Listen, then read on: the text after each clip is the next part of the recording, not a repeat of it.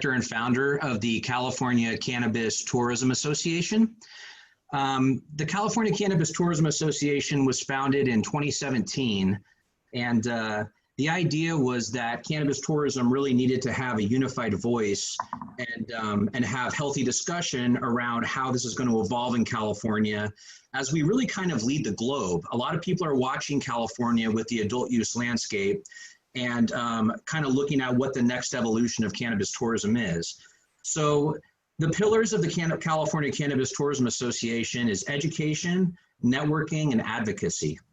And we really work to create an enabling kind of environment for safe and sustainable cannabis tourism. We also work on education at the B2C and the B2B level to really kind of steward this and explain to people the difference between hemp and cannabis and CBD and health and wellness, as well as drive the point home that there's a lot of history and culture in our state that can really serve the cannabis tourism experience for visitors in a really compelling way. So here we are in 2020 in the social distancing world. And of course, it's been a really strange stretch since March when COVID-19 came out. Because of that, the CCTA acknowledges the financial hardship that a lot of people are in right now due to COVID-19. So what we decided to do as a board and as an association was to open up and make the toolkits accessible for anybody that's interested in cannabis tourism in California. There are a few tools that we don't unlock yet, but 90% of the assets and the tools and the white papers are available to anybody that has an interest. Currently, we're having about one virtual event per month. Every other month, there'll be a networking event like this, where we have kind of a focused program and topic for the first half. And then the back half will be breakout rooms, where we can have kind of a speed dating network where people can introduce what they do and why they're passionate about cannabis tourism. And then on the in-between months, we have our advocacy and education updates that are highly focused on, these days, social distancing. What can you do as a business to be able to reach kind of a traveler audience? How can you prepare for that? What does social distancing travel look like? And most importantly, how do you communicate safety in this age? Because that is what's going to move the needle and get people to engage and travel again. So I wanted to welcome all of you. Again, this is the networking event. Today's topic is cannabis and accommodations. I'm very excited to have Peter Gomez with us as our special guest here. And I'll do a little introduction on Peter in a little bit, but he's a boutique hotel and lifestyle specialist with a long career internationally, hotels, brands, and he's going to be able to give us some insight on what these boutique hotels think about cannabis, hemp, CBD. What are the barriers? What are the opportunities? How do they see it? And I'm hoping out of that Q&A, we can really dive in and kind of further identify where the education needs to happen to continue bridge building with the established travel and tourism industry of California. I want to invite everybody to access the chat, and please put any questions you might have throughout this presentation, questions for Peter, questions for myself. We'll get to as many as we can. And those we don't get to, we'll follow up in some form or fashion and provide responses. So next slide.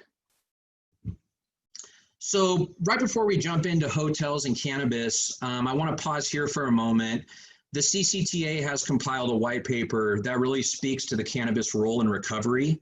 Right now, not surprisingly, a lot of the conversations are revolving around response and recovery to COVID-19.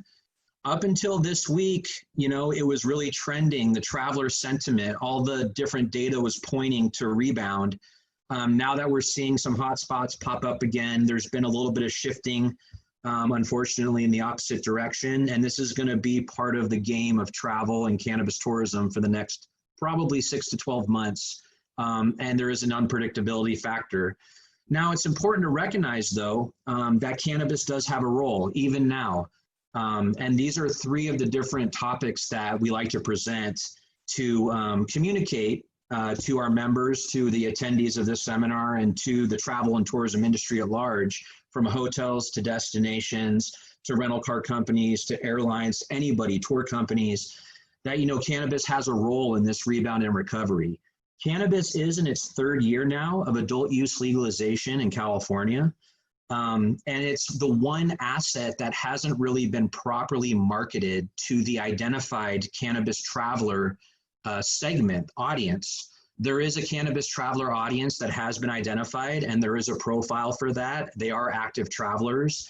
And this is an audience that hasn't been spoken to directly in a very kind of coordinated way yet. So the markets throughout California that have dispensaries and have lounges and have culture and history with cannabis, this is an opportunity for destinations to have a plan, or for hotels to incorporate cannabis, hemp, or CBD in some form or fashion, to be able to speak to this new travel audience segment that's been identified, that is motivated by the opportunity to access cannabis as part of their travel and their visitor experience. So the first argument is the essential designation, which was very important. Cannabis is essential, and it has been designated as such in California, and rightfully so. Now, by definition, essential businesses are those that provide necessities of life. And cannabis has been deemed essential because it's a medicine, and many Americans depend on this for their daily health and wellness. And this is for mental health as well as physical, biological health. It all ties into one.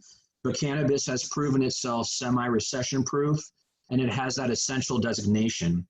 Now, the part of this definition that's bolded is kind of the key argument for why cannabis is important to incorporate in the travel tourism stakeholder ecosystem of a destination. If cannabis operators were embraced and included without hesitation in a tourism ecosystem of a destination, and additionally participated in the funding model of DMOs, it provides an extra layer of stability in times of crisis, being an essential business that is essentially recession-proof. So as destinations and hotels and other tourism operators rebuild their model from the ground up, I think it's important to consider the fact that cannabis, CBD, hemp has been deemed an essential business and can continue to operate and even thrive in times of crisis. The second one is a differentiator. So cannabis is a tourism asset that has not been embraced nor maximized as an economic driver for destinations. Research says that many active travelers are curious about cannabis and CBD experiences.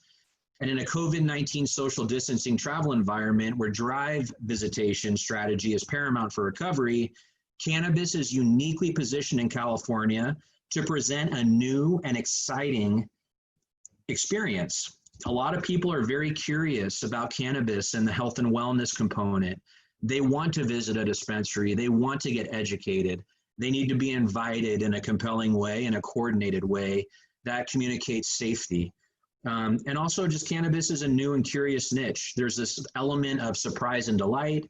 And it's a sentiment that is out there throughout California and really throughout the United States, where people are very curious about cannabis. There was a recent study actually, I think, that came out that I think 70% of Americans now don't consider cannabis something as immoral or wrong, smoking cannabis even, inhalation. So it could be a differentiator as a new kind of cannabis, a new tourism asset. And the third is supplemental. Research shows that cannabis traveler audience and profile is active when visiting a destination. So cannabis being an effects-based product that really is supplemental to experiences like stimulating appetite and going to a restaurant and perhaps ordering that dessert because you are enjoying the flavors and the textures and they're all enhanced because you've dosed cannabis correctly. Cannabis is very supplemental for creative endeavors, food. So this supplemental nature of cannabis as something that enhances other experiences also will kind of bode well to be able to spotlight all the other tourism stakeholders in the destination. So it can help drive economic spend and really spread that out. So as we go forward, let's keep this in mind that cannabis, though new, could play a really compelling role in the recovery for certain destinations and hotels. Next slide, please.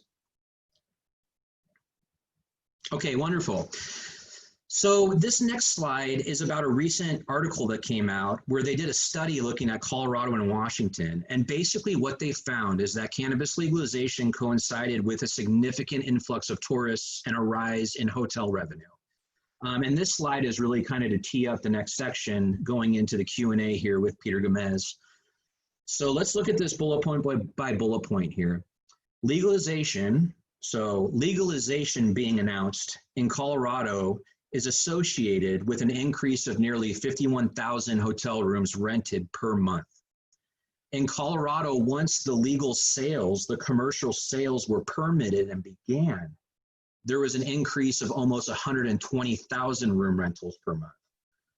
The third bullet point, room rates in Colorado increased by about $3.76, 2.8%, after possession became legal, which means that it's not illegal to possess cannabis on you, and by $6.31 once legal sales commenced or began. So it increased by 3.8%. And the fourth bullet point, Colorado's hotel industry saw monthly revenue increase roughly, let's see here, increased roughly 23.71 million, 11% after cannabis shops opened.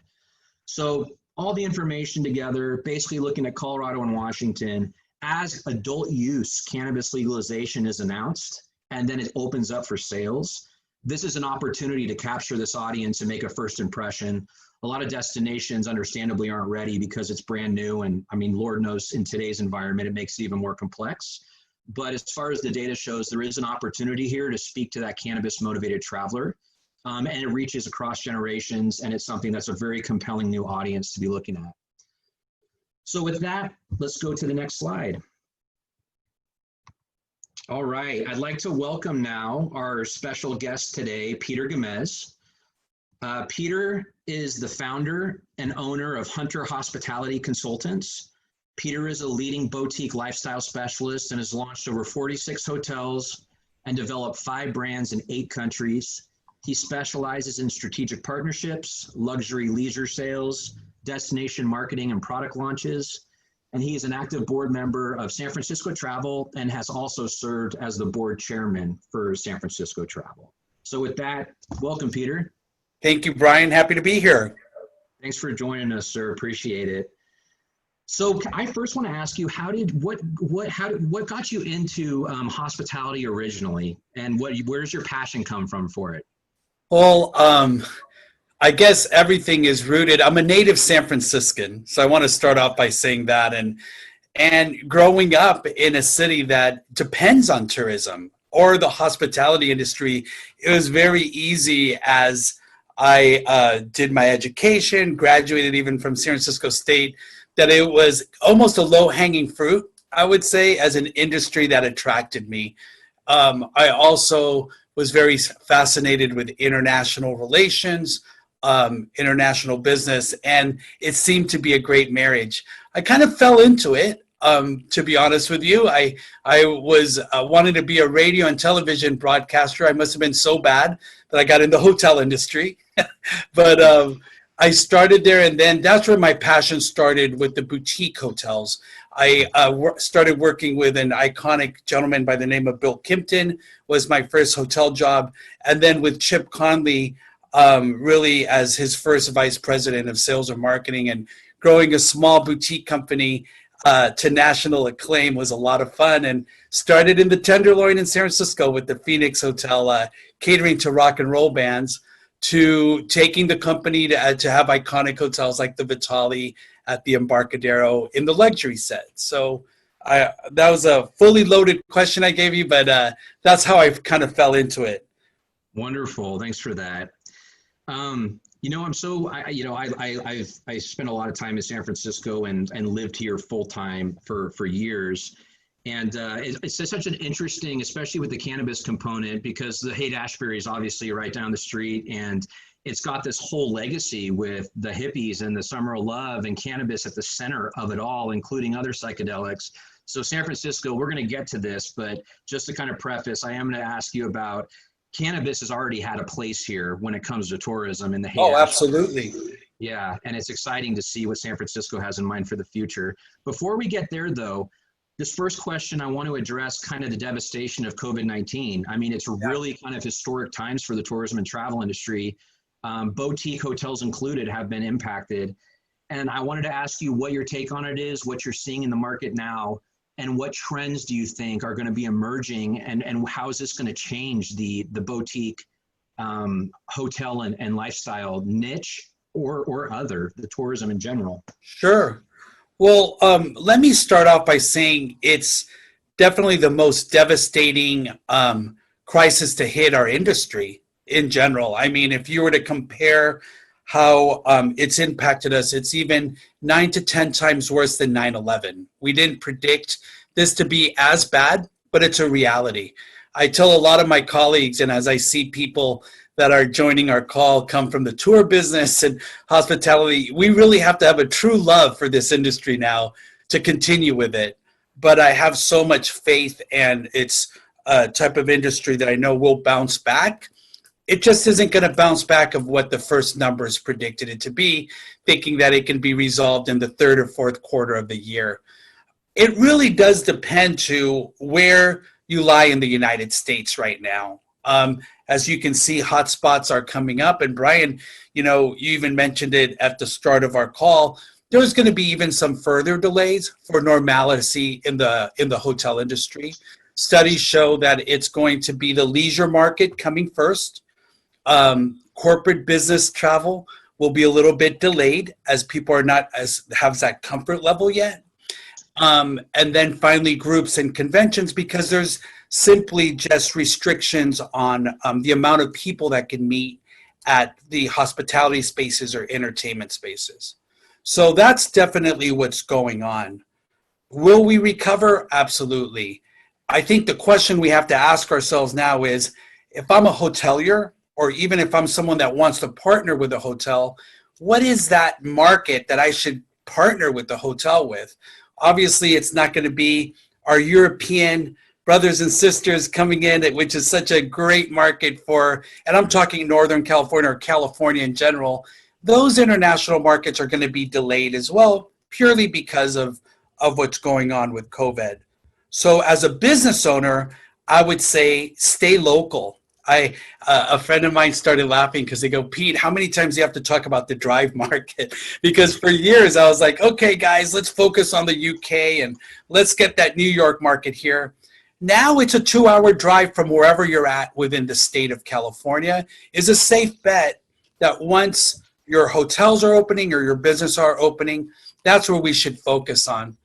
Even to the extreme of, I don't even call it the drive market anymore. I've been calling it the walk market, because I think that there is a sense of responsibility. And I say this once the hotels, again, it's safe to go to the properties and the safety measures are put in place. But there's a lot of people supporting this industry that say, hey, I want to get my neighbors to get back to work. These are chefs, these are bellmen, these are front desk people that live in our community. So even walking to a nearby hotel or taking an Uber to a nearby hotel and experiencing that for one night is putting somebody to work.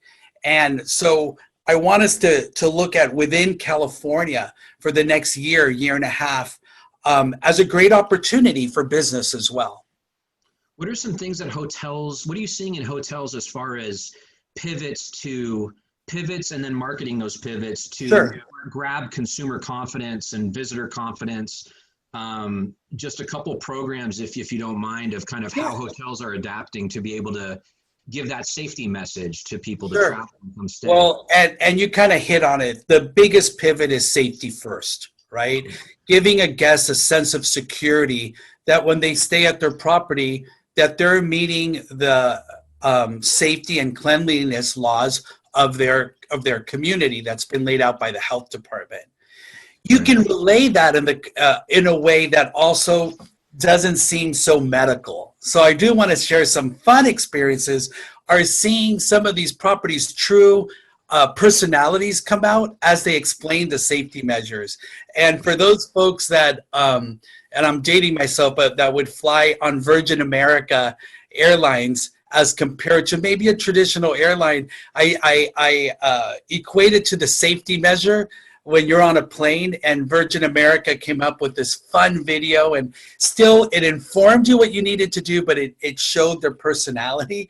That's the direction that some of these boutique lifestyle hotels are doing by even hiring local artists to put together their safety feature on their site. Oh, And wow. again, it kind of gets the economy going on that as well. That's fantastic. Yeah. You mentioned in our prep call for this, you mentioned kind of this new work from anywhere, Yeah. model that's starting to bubble up. And I'd love for you to share a bit with the viewers, kind of what you're seeing in that capacity. Yeah. So as we're aware, we are now experts of Zoom, Google Meets, and I think that the whole stigma of working from home has really turned around, and obviously from necessity, from a lot of our, and I'm going to talk in our backyard in the Bay Area, these tech companies and other companies in general, it's okay that you can work from home, and they're seeing the productivity even be a little bit higher with employees' satisfaction being high, which creates retention. What I'm trying to get at is working from anywhere is going to be a new market for some of our hotels as far as pivoting. And I'm going to share with you, if you even go onto I'm going to mention a hotel company, Rosewood in Palo Alto. If you go onto their website, they have a section there for working from anywhere where you can create, it's a longer length of stay. So hotels are seeing longer length of stays from people that purely are going to take advantage, or not take advantage, but take on this opportunity of saying, hey, I'm in the tech industry. Why don't I work in Austin for 3 months? Then I'm going to move over to San Francisco and then go down to LA. Those are the 3 cities I want to experience. And hotels are going to play a huge role on that, meaning that they can be the provider for these folks to be their home away from home and yet feel like a local in these cities. So I predict boutique hotels, or hotels in general, will see an increase on that. And also what I call the Airbnb boutique style hotels. There's companies such as Guild that's based in Austin, where they are apartment hotels, but you are it feels like an Airbnb in the sense that it's very residential. So I tell people it's very residential without your aunt's picture in the living room. It has a sense of style, and those type of companies are also believe are good partners in the future, because it's within the next year, 2 years, it's definitely a trend that's going up. Awesome. Thanks for sharing that, Peter. Yeah. So I want to pivot in now to the cannabis conversation. We're in our 3rd year of adult use legal cannabis in California.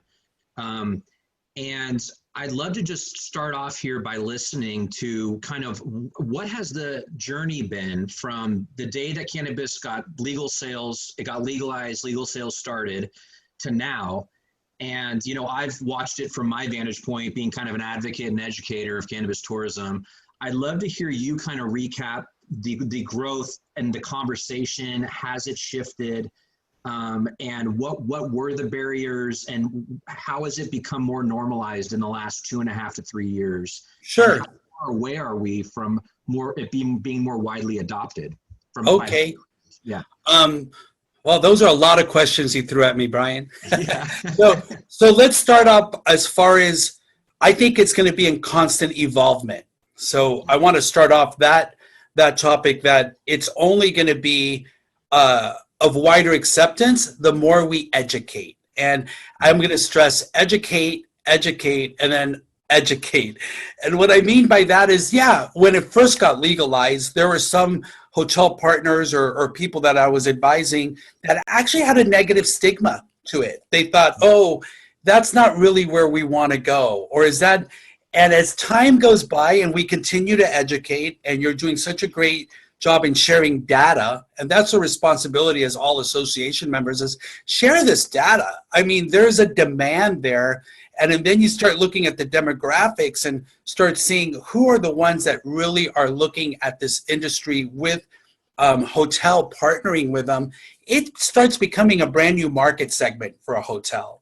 So going back, the conversations have changed because people are educated. much more than it was even at the very beginning stages, right? So, and I want to share with the group that we have here is, if you want to approach a hotel for partnership reasons, I'm a big believer that you start with the ownership group first, because the ownership group is the one that owns that asset. They want to bring in more value for the asset wherever they're located, and partnerships is the best way to go.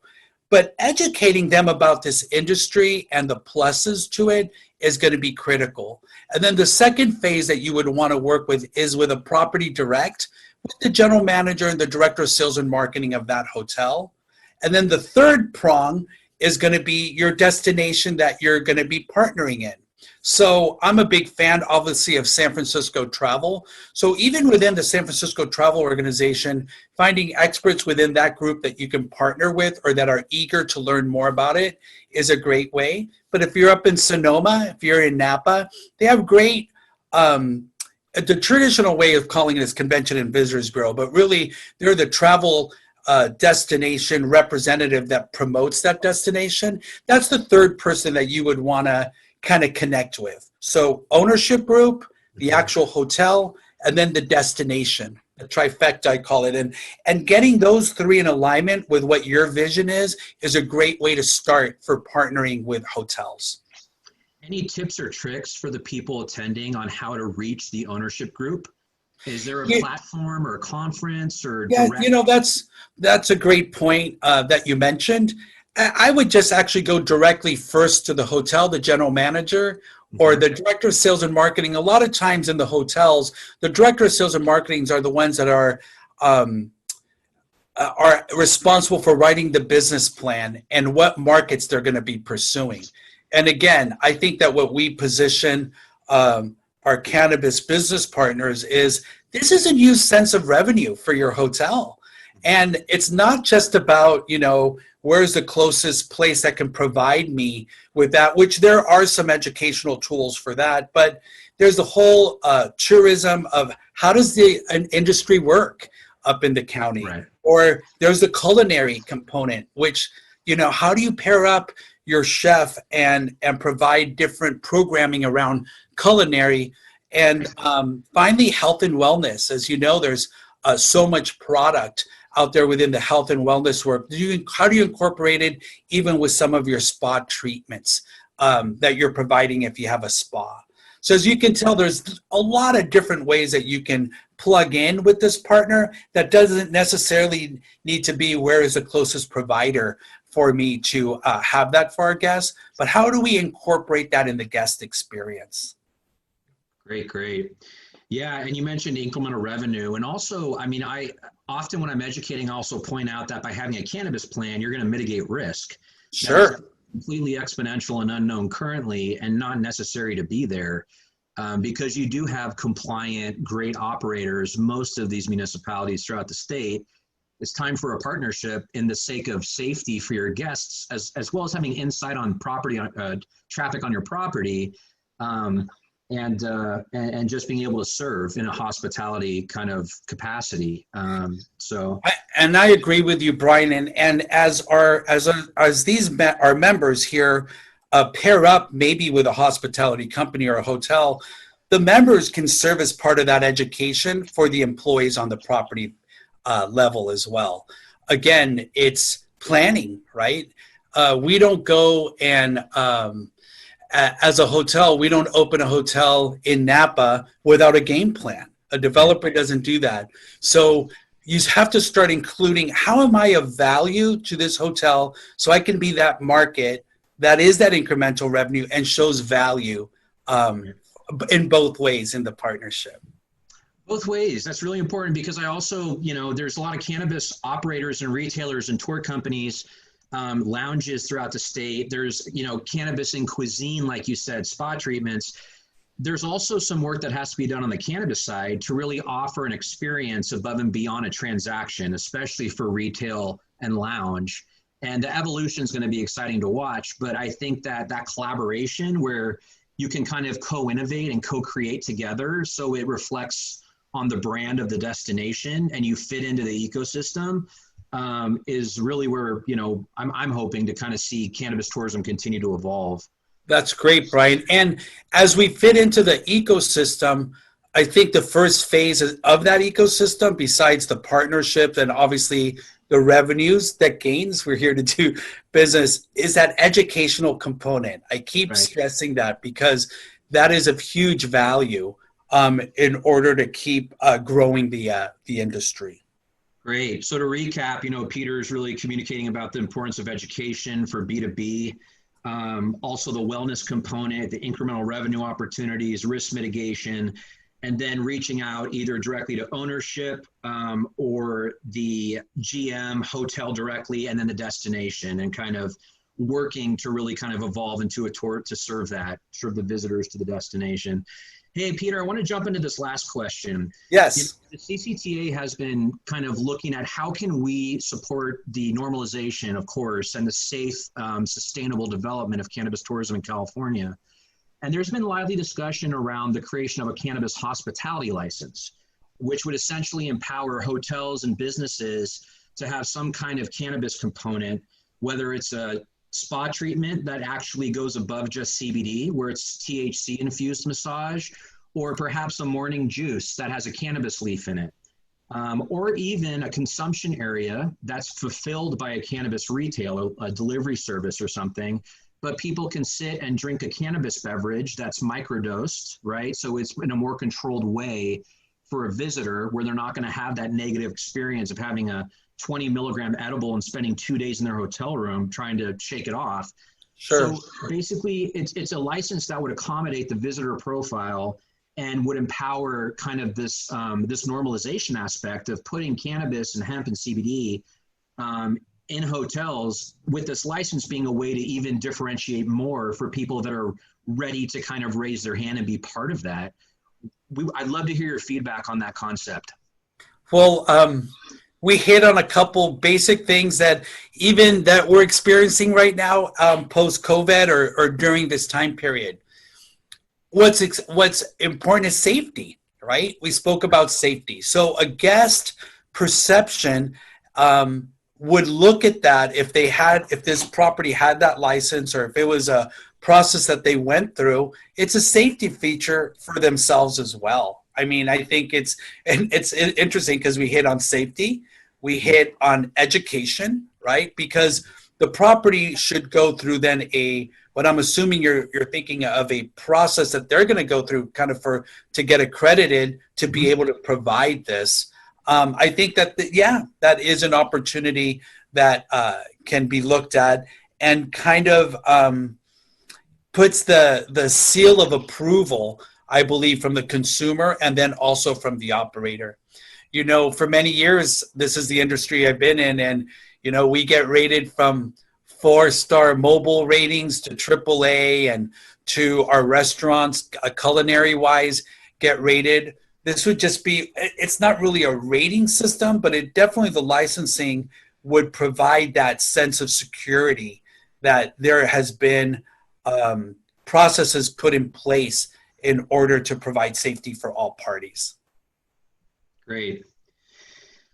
Thanks, Peter. I want to jump real quick into San Francisco specifically. You being a SF native, I feel like cannabis has been existent in Northern California. I probably smoked pot, it was as common as beer in high school for when I was growing up, being from Northern California.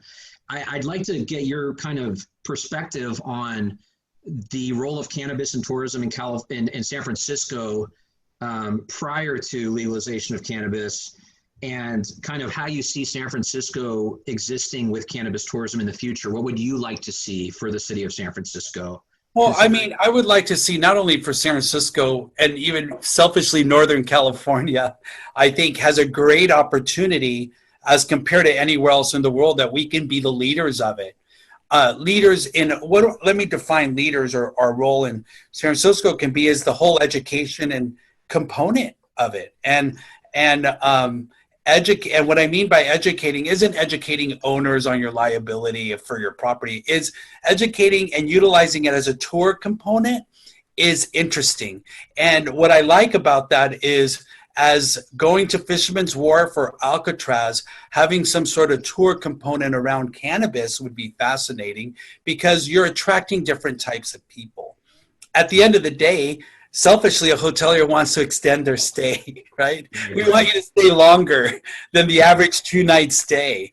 And if including this type of programming is a positive for a destination, hey, why not have all these hotels rally around these tour providers of this industry as just another extended way to have people stay longer? Yeah, I mean, I'm so hoping that kind of the beat generation gets some, because cannabis was right at the center of that, and even jazz and poetry readings, and the Castro has a long history with cannabis medically and played a huge role. So I'm hoping that maybe there's a new kind of life or kind of a polishing up of some of these really rich cultural and historical experiences that are so part of the makeup of our city, right? Our region. It is. Yeah. You know, we did San Francisco travel with the leadership of Joe D'Alessandro and Howard Pickett, their vice president of marketing, put together an amazing campaign which really resonated across the country and the world. And when we celebrated the Summer of Love and the anniversary of that, and literally the organization received awards from just their campaign and the awareness that they brought to that. But so much beyond the Summer of Love came out of that Summer of Love, right? Human rights. There's so many other aspects that we've all been able to enjoy of what San Francisco is today that came out of that movement. And I think that's why it'd be great to see how we can marry this in to our history of our city and start educating through tourism of what it meant to us. So that's a good direction to go. Very cool. Well, Peter, thank you for your time today. I sure appreciate you being here. Let's see. Do we have a couple questions in the chat? Maybe take one or two. Yvonne, is there anything in there? Let me see.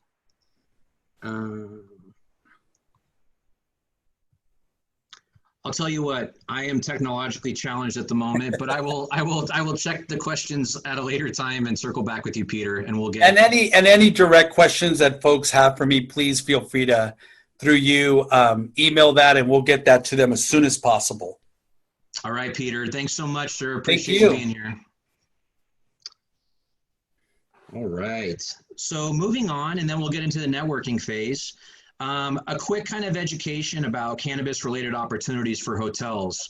You know, really cannabis is carved up into three categories. You have hemp, CBD, and you have the THC-rich cannabis.